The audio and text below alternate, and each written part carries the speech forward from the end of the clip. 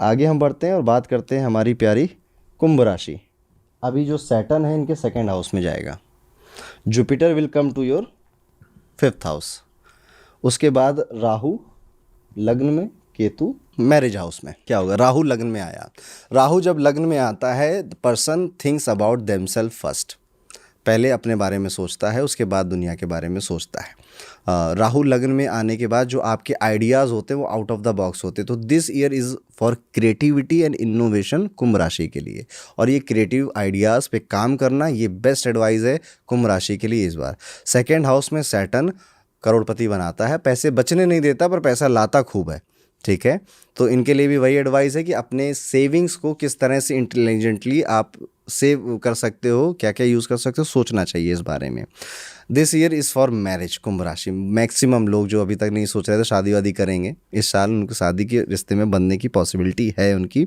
और अब ये थोड़ी सी वेग बात हो जाएगी, सो जिनका उम्र है वही लोग है, इसको सीरियसली लेना है ना। 12 साल का कोई देख रहा कह रहा है ये क्या पंडित जी, ठीक है, ऐसा नहीं करना आपको।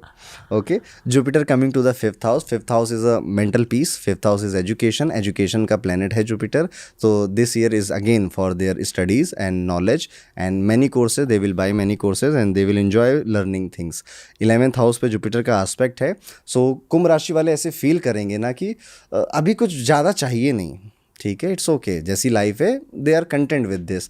हाँ, कुछ मिल जाए it's better, they are working hard for this, but ऐसा नहीं पागल हुए जा रहे हैं, परेशान हो रहे हैं।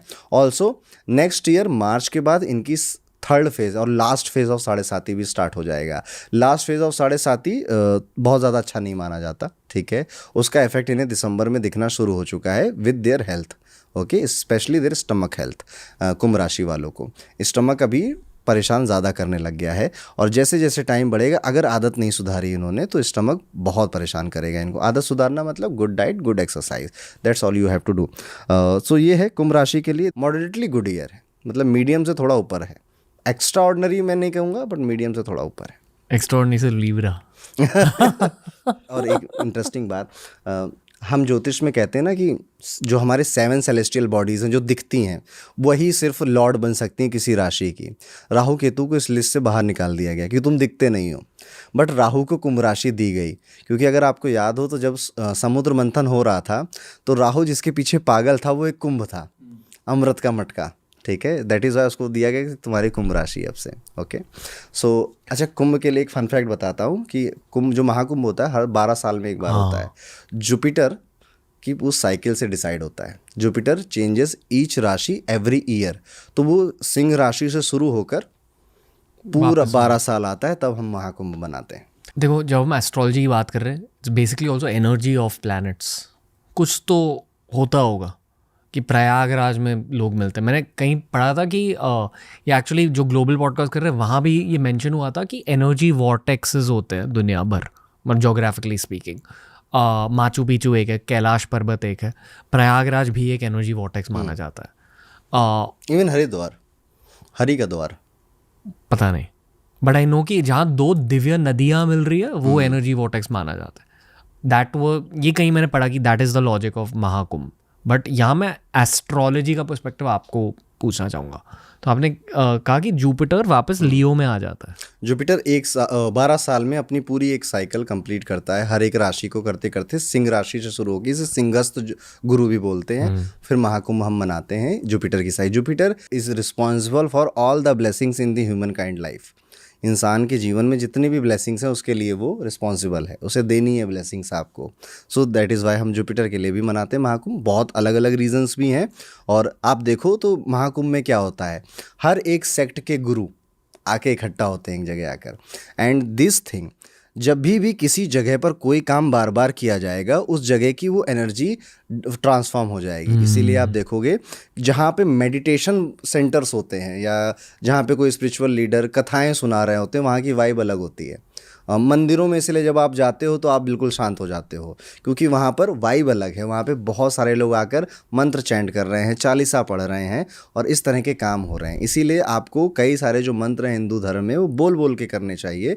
इवन आपका जो घर का पूजा घर है उसमें तो ज़रूर आपको बोलना चाहिए, वो वैसी वाइब क्रिएट करता है वहाँ पे। और that is why Prayagraj is very famous, क्योंकि वहाँ पे बहुत गुरु, अलग अलग सेक्ट के गुरु इकट्ठा होते हैं, आते हैं, रहते हैं, अपना पूजा पाठ करते हैं और फिर जाते हैं। बट आपको क्या लगता है, मतलब हर 12 साल ह्यूमन काइंड को क्या अपॉर्चुनिटी मिलती है कि महाकुंभ मनाया जाता है?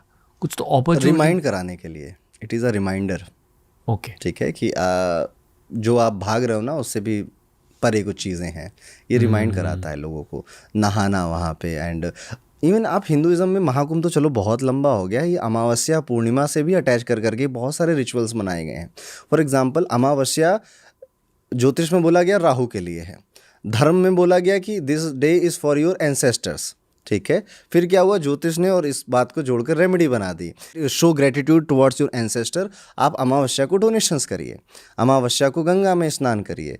तो ज्योतिष में जो भी बातें करी गई हैं वो कहीं ना कहीं हिंदुइज्म या सनातन धर्म की जोड़कर उसके मीनिंग को, क्योंकि हम एज अ ह्यूमन बहुत ज़्यादा क्विक चीज़ें को समझते हैं कि ये करने से मिलेगा क्या, ठीक है, आउटकम क्या है, इसका रिटर्न ऑफ इन्वेस्टमेंट क्या है। तो ज्योतिष ने कहीं ना कहीं वो काम किया है। जैसे कई सारी कथाएं करती हैं, कई सारे जो सुपरस्टिशंस होते हैं कि नाखून मत काटो रात में, ठीक है, ये क्या था, ये बस प्रोटेक्ट कर रहे थे कि नाखून काटोगे रात में तो आपका वो कहीं खाने में गिर गया, उस टाइम लाइट नहीं हुआ करती थी, कहीं किसी के आंखों में चुभ गया तो मत करो।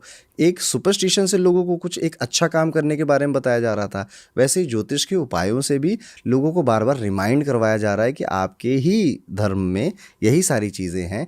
जैसे कौवे का आपने सुना होगा, ठीक है, अब जब पितृपक्ष आता है तो हम सब कौवे के लिए घर पे खाना छोड़ते हैं, बिकॉज वो टाइम होता है कौवे के लिए प्रोजनी का। कौवा बहुत दूर नहीं जा सकता अपने बच्चों को छोड़कर खाना खाने के लिए। तो इट इज़ हिंदुइज्म की घर पे, हर घर पे खाना मिलता है कौवे के लिए उस टाइम पे।